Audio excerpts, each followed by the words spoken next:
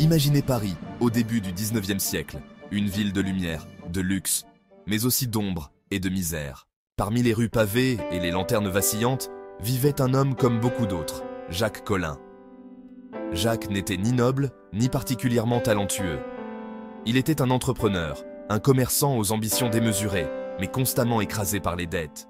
Sa famille souffrait, ses affaires périclitaient, et chaque jour qui passait semblait l'éloigner un peu plus de l'espoir. Dans son désespoir, il entendit parler d'un homme mystérieux, connu seulement sous le nom de maître de l'argent. On disait qu'il pouvait transformer la vie de n'importe qui, en échange d'un prix que personne n'osait nommer à haute voix.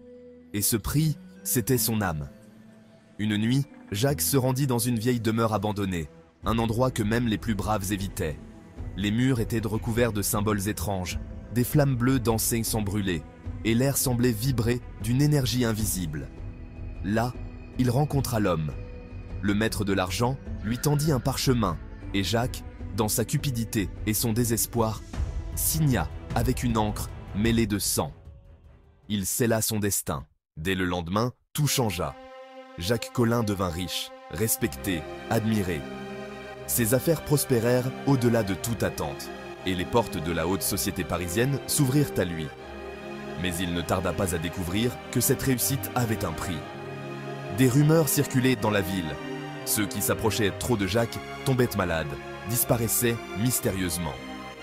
Ces nuits étaient hantées par des cauchemars où des ombres murmuraient des avertissements incompréhensibles. Chaque sourire qu'il offrait à la société était suivi d'un frisson glacé qui le saisissait jusqu'aux os.